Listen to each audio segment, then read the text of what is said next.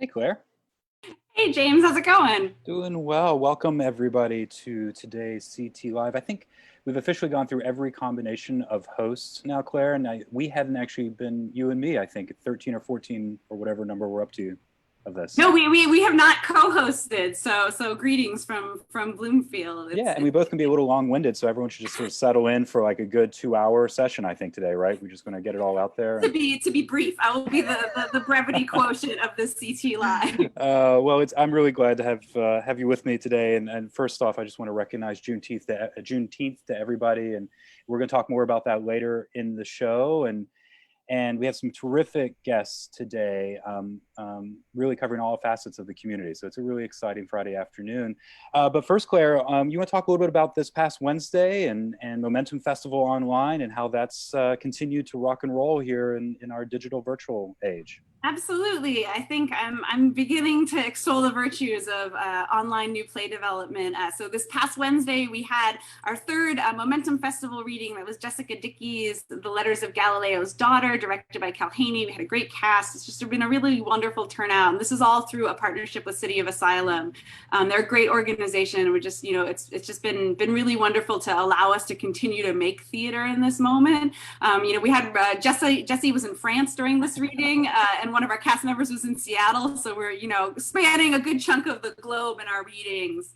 And next up, we have a really amazing theater company who we're collaborating with, Universes. So they've been working on their show America, which had its world premiere in Cleveland earlier this season. But they're actually taking and redoing the show, kind of looking at our current events, just looking at how the country has changed in the past 6 months. So it's going to be really wonderful. And that's this Wednesday, the 24th at 7 p.m. I have a feeling that Nikki is magically sliding the link into the Facebook feed as we talk.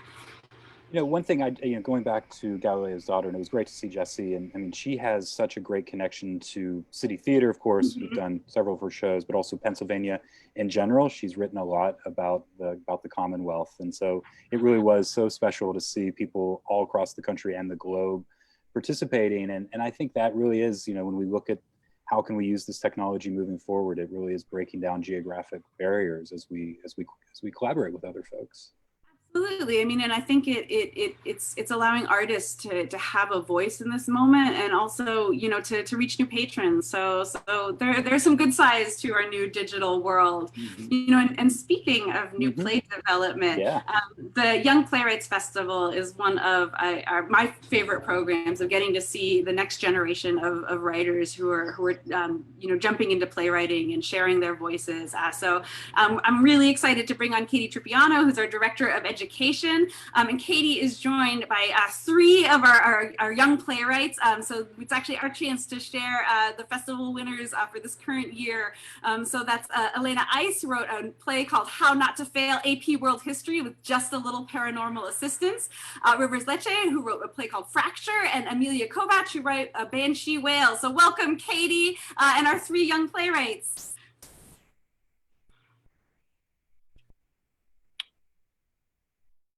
Is anybody, this is the joys of, I think here we go. There we go. Let's see if we've got Katie as well. So welcome, Elena, Rivers, and Amelia. Thanks so much for joining us today. So as we're, the joys of technology, as we're waiting for Katie to rejoin us, I thought I'd maybe actually just take a moment, say we're so excited to get to be able to develop your plays. This has been a strange year. Hi, Katie. Hi, sorry. This is perfect. I'm going to disappear, so we have more screen time for the 4 of you. But I'll turn it over to you. And also, I just want to echo congratulations. It really is fantastic to have you participating in such great work. So thank you all 3, and Katie, take it away. Awesome. Well, we're so excited to be presenting our 3 Young Playwrights Festival winners for this year. So we're just going to do a quick round of introductions.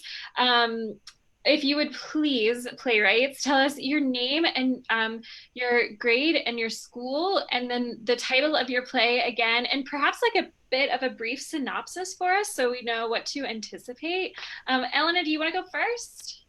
Hi, my name is Elena Ice. I'm going to go to Pittsburgh Kappa. in the fall. My play's name is How to Not Fail AP World History with Just a Little Paranormal Assistance. It's basically about this girl named Claire who can see and hear ghosts, and she is also trying to not fail her AP World History class. Yeah, I think that your title perhaps wins the longest title in our festival history. So congratulations on that. It's also an incredible story about Claire, who is undergoing all the stresses of high school, and then in addition to that has to deal with this like ghost on top of it. And it's really delightful. It's a wonderful story. Thank you for sharing it with us. We're so excited to produce it. Rivers, would you go next for us? Sure. I'm Rivers Leche. I was a senior at Winchester Thurston School. My play is called Fracture. I would say it's about a man named John and his family dealing with the land left to him by his deceased father. Yeah, and there's some really fascinating, interesting like character relationships and family relationships that sort of all come to a surface and start to boil in your play. You're definitely our drama of the year, and we're really excited to see how that all continues to grow and develop. So thank you for submitting, and we look forward to having it on stage. And Amelia. Hello, I'm Amelia Kovach. I'm a rising senior at Sharpsville High School, and I wrote A Banshee Wails, which is a play about a woman trying to postpone her death by teaching the banshee that's signaling her death how to sing opera. Yeah, so we're so excited. I think we don't have many plays submitted that have such lovely musical bits in them, and so we're really excited to take on that challenge and bring such a musical, wonderful story to life. It's very charming, Amelia. We're really excited to have it. I'm going to go back to you, Elena. Can you tell us a little bit about what inspired you to write your play? Sure. So the summer before I started writing my play, 2 years ago, I started reading this book series called The Lockwood and Co. And it's all about ghosts in London, and I really became enamored with ghosts.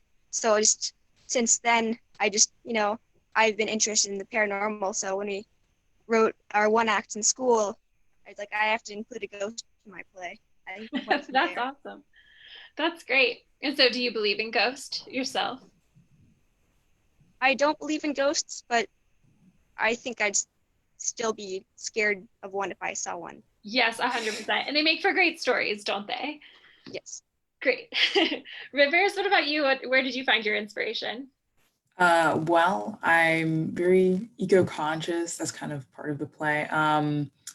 So I think that was where I started, but then I just kind of thought about where our country is and where the future is for environmentalism and like who's going to be making those decisions. And my mom is from rural Pennsylvania, so I kind of had that family base.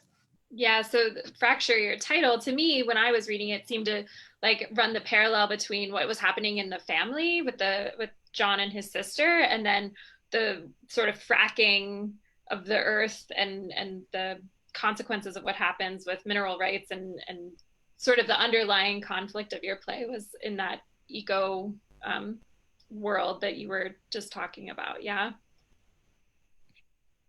Sorry, I just froze. Oh, but... no, are you all good? We're good? Yeah, I'm back. Okay. Would you like me to repeat that? No, I'm good. Okay. I heard you, but. Okay. And Amelia, what about you? Where did you find inspiration for your play? Sure. So I have been really lucky to have some really great like mentor figures in my life through like music lessons and like ballet lessons, and then also just like through my family. So I felt that it was cool to write about a relationship between mentor and student. And also as a little kid, there was a book about Celtic folklore that terrified me, and my family's been taunting me about it ever since. So this was like a way of renaming that. Being like, it's mine now. Yeah, claiming it back for yourself. That's fantastic. We really loved reading about that mentor relationship that you wrote. So you did a great job on that. This year, the Young Playwrights Festival is happening in January of 2021, and we're working on all of the details now. So check back on our website, citytheatercompany.org, in the fall to find out more about Young Playwrights Festival and your chance to see these amazing playwrights' stories come to life. I'm going to go ahead and invite James back on, and thanks again to our playwrights for joining us today. We're so excited to have you on board for this great journey. Absolutely. Thank you all, and thank you, Katie, and all that you do to advocate for education. So I'm back, and I want to invite a good friend of City Theater, a good friend of Pittsburgh, to turn on his camera and join us on the Zoom. And that's Jake Goodman, who's the Executive Director of the Opportunity Fund. There you are, Jake. Thanks for joining us today. Thank you for having me. Before we talk about what you guys have been up to and just the incredible work and City Theater's relationship with that work, I just want to pause and just, it's such a messy world out there right now. And I think in so many things that whenever we can see the creativity and passion and just general smarts of the young people, it gives me a little bit of hope. And I think that was evidenced with those three terrific young writers. Absolutely. I was smiling the whole time that they were talking about their plays and how just the creativity that is going into. I want to see them. I know. Awesome. Yeah, the Young Playwrights Festival is absolutely one of my favorite things at City Theater every year, and it just blows me away. And I know next year will as well. So, hey, thanks for stopping by today. My pleasure. Thank you for having me. I think, Jake, you and I arrived to Pittsburgh just about the same time. You've been here maybe about 4 years. I know you had a long connection to Pittsburgh, but you came to town to lead the Opportunity Fund. So you want to talk a little bit about how the Opportunity Fund came about and what its sort of history is? Yeah, absolutely. The Opportunity Fund, we are, I believe, entering our 10th year of grant. That's a lie. Our 10th cycle of grant making. We have 2 cycles per year. And so in the world of foundation land, we're maybe toddlers. Mm-hmm. And we were founded in 2015 upon the death of a woman whose name was Jerry Kay, who was a Pittsburgher. She was my aunt.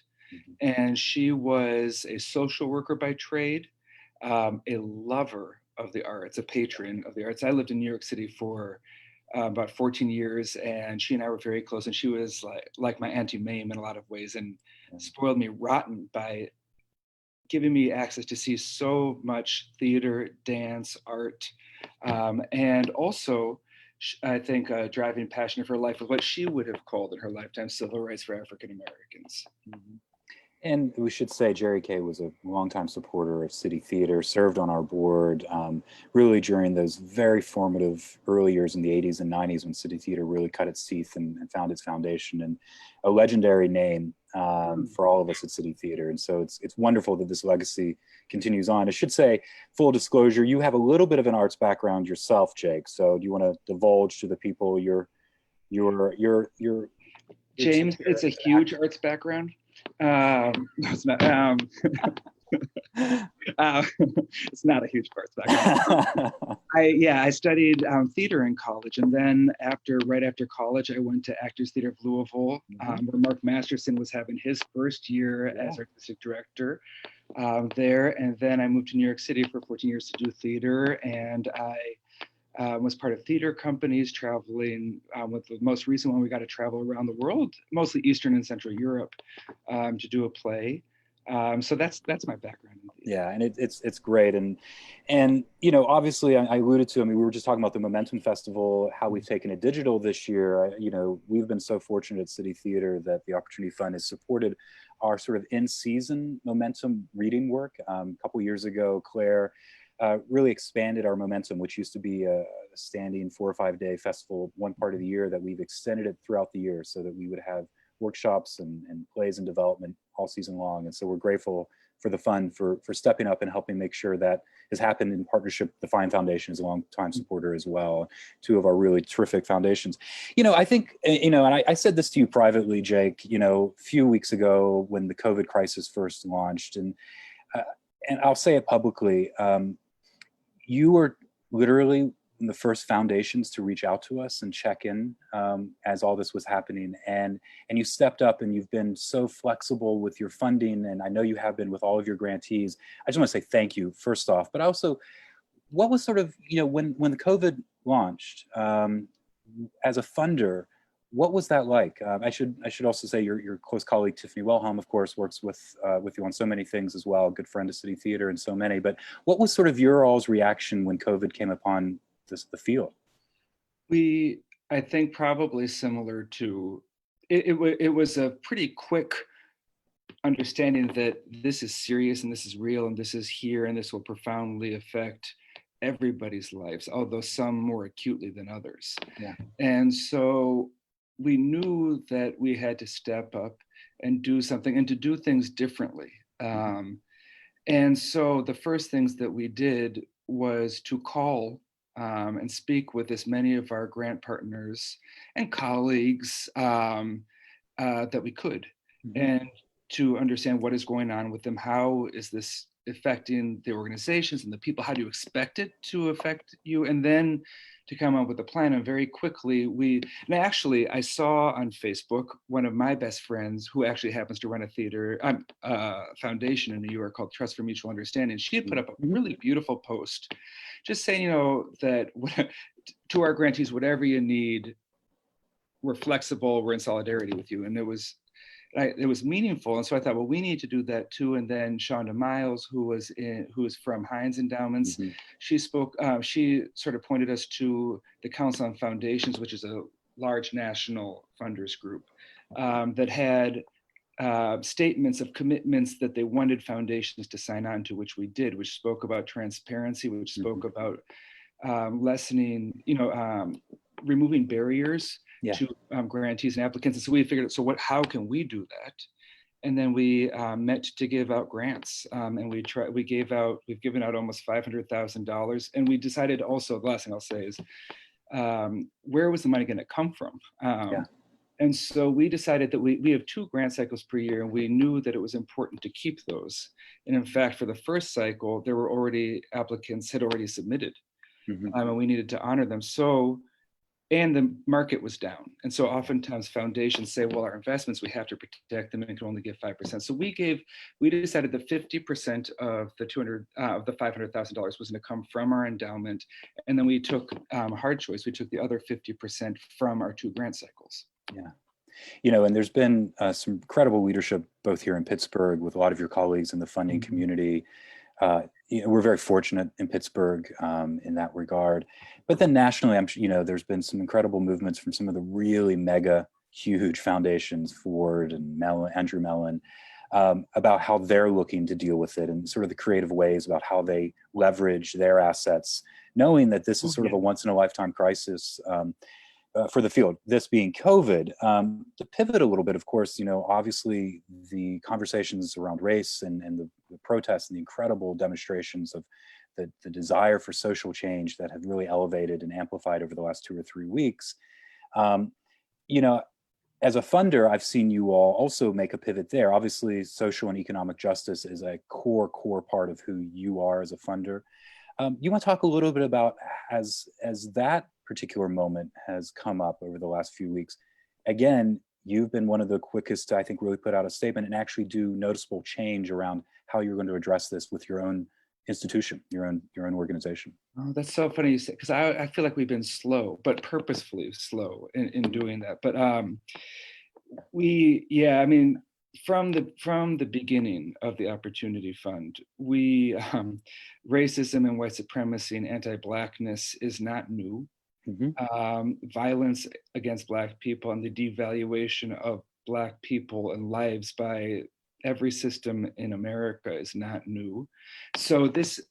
But we knew we had to go deeper as this was going. This is a movement, and what we just put out was a statement saying this is a moment where white supremacy, anti-Blackness, and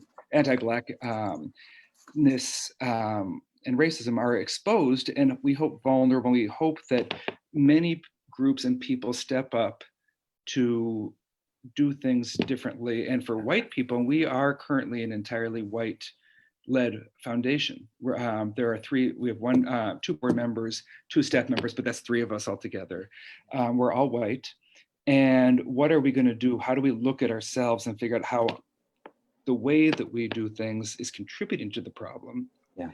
And what do we do differently? And then we also knew that, yes, if we were willing to make all of these changes for COVID-19, why would we not do it for this? Yeah. To defend Black lives.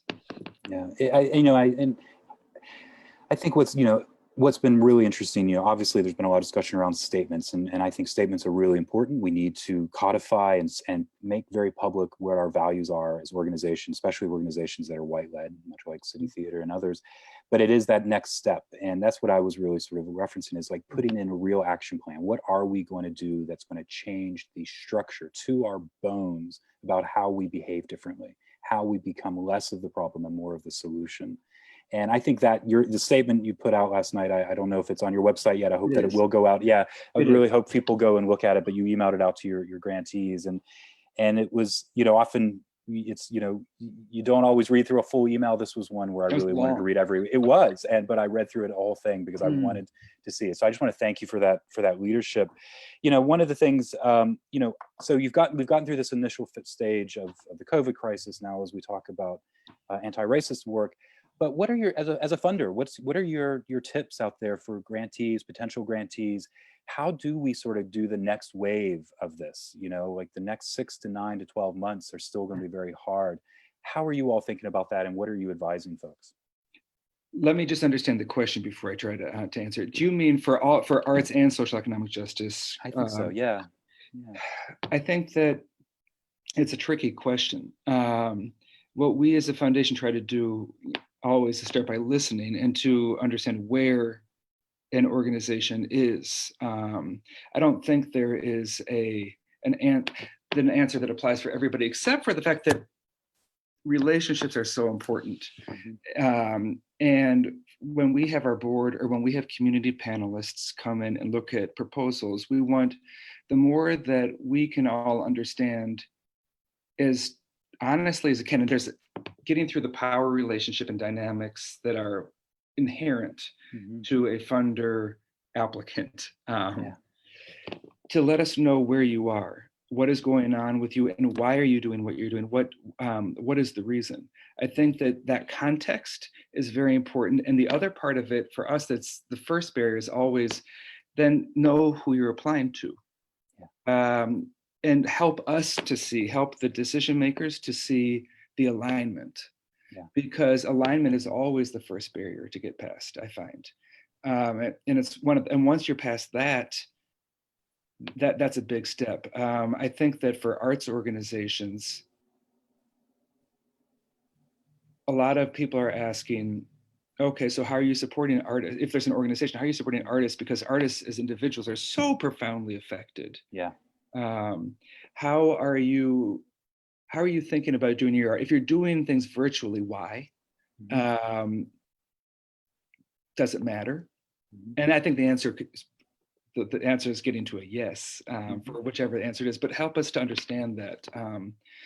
But then everybody sort of has to stay true to who they are in this time, figure out, are you producing your work? Are you just pivoting to help people?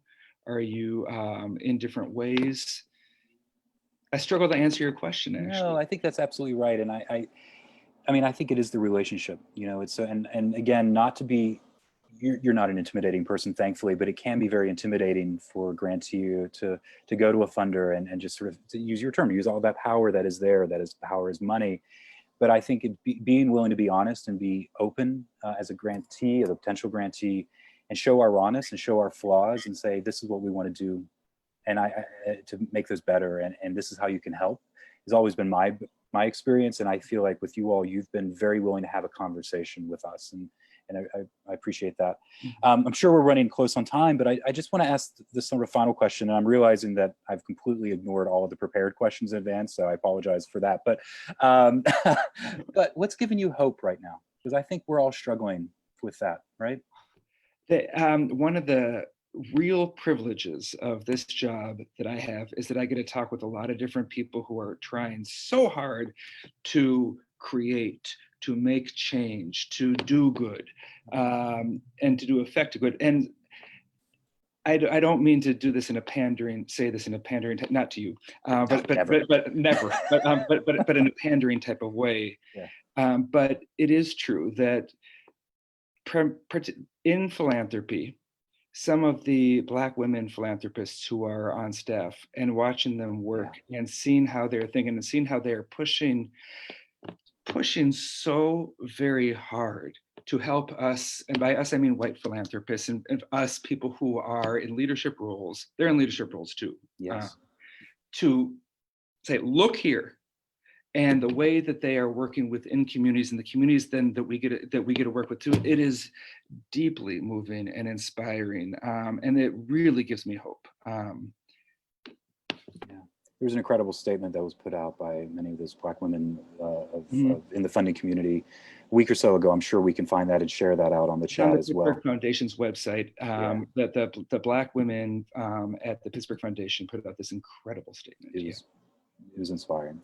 Well, Jake, I can't thank you enough for your leadership in the community. Thank you for, to the Opportunity Fund for your support of City Theater, but really more importantly, just for being there and present during all of this. It's meant so much to so many of us. So thank you for joining us today, and wish you and your colleagues so much success as we move forward.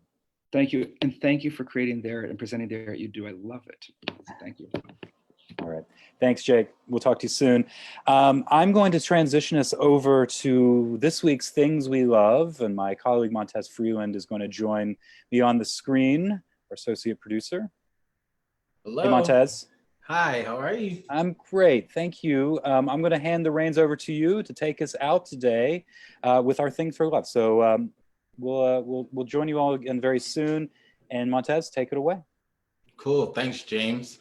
So today is one of my favorite days of the year. No, it's not my birthday, but we're going to talk about some things that we love. And one thing that I love is Juneteenth. Now, when I decided to ask City Theater if I could take some time to talk about Juneteenth, it was under the impression that a lot of people didn't know about it, which I still think is true. But I've realized over the past few days that there have been such an influx of information pumped into the world. So I'm excited about that. So I'm going to take us on a little journey as to what Juneteenth is all about. So thanks, Claire, for getting this PowerPoint presentation up on the screen. I'm not going to say who made it, but we're going to keep pushing through. All right, let's move on and let's talk about Juneteenth. So let's go to the next slide if we can. Great. So Juneteenth is a mashup of the phrase June the 19th, the day. It's a holiday celebrated by African Americans that commemorates the date of the last freed enslaved Black person. It's also known as Freedom Day or Emancipation Day. And it's celebrated on today. Cool. So let's move on to figure out why we actually celebrate June the 19th. So to start somewhere in the middle of this history, President Abraham Lincoln signed the Emancipation Proclamation on January 1st of 1863. That was, of course, during the Civil War.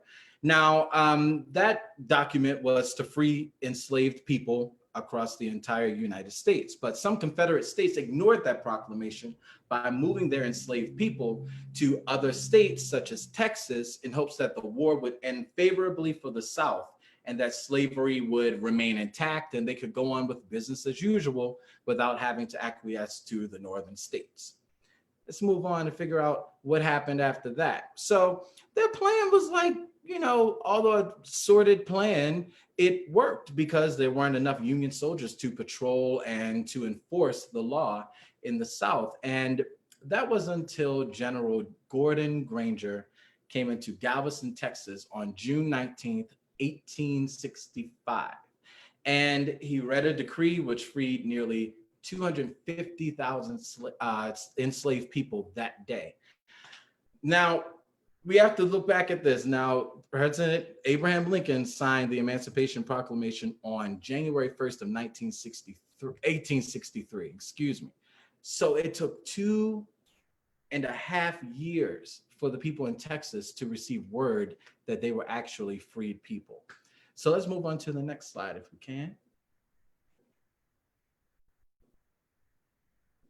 Great. So Of course, life wasn't necessarily wonderful once these people were freed. Essentially, the relationship between the enslavers and the slave people turned into employee and employer, with many conditions which weren't necessarily the best, but it started a new era. About a year later, after the anniversary of their freedom, former enslaved Black people wished to celebrate this milestone, but they weren't allowed to even congregate in public spaces such as parks. And actually, within a few years after that, many former slaves pooled their resources together, about $800 worth, and purchased land called I believe it's called Emancipation Park, in which they have the annual celebration every year. But in that first year, they moved the celebration to the lake, dressed in their Sunday's best, enjoyed church services, and ate sweets such as strawberry pie and strawberry soda. Never had strawberry pie, but I'm gonna take their word for it that it was good. Cool, so let's move on. Thank you, Claire. So this tradition continues clearly as many cities hold celebrations. And in 1980, Galveston, Texas declared Juneteenth a national holiday. And it's been kind of rolling on from state to state to state. I believe even Governor Wolf declared it here in Pennsylvania just a couple days ago, maybe a day ago, as has many other states. So it's becoming a trend across the country to celebrate this day collectively, but it has yet to be declared a national holiday. So that kind of concludes my preliminary take into Juneteenth on today, on Juneteenth. And I hope you learned something, but I hope you're also inspired to find out more information about the day, find out how you can support the cause, find out how to be, a wonderful ally or support to the African-American community. So I'm going to wrap this up right now. Our final episode of CT Live is next week. And we're very excited to offer a full hour with many updates, interviews with friends of City Theater, and answering your questions before we say a little goodbye for the summer. So you can send any questions you'd like us to answer to me at mfreeland@citytheatercompany.org. And we want to make sure that you join us for our last momentum reading of Americas by Universe on Wednesday, May 24th. So thank you for joining us. I hope you have a wonderful weekend and happy Juneteenth, everyone.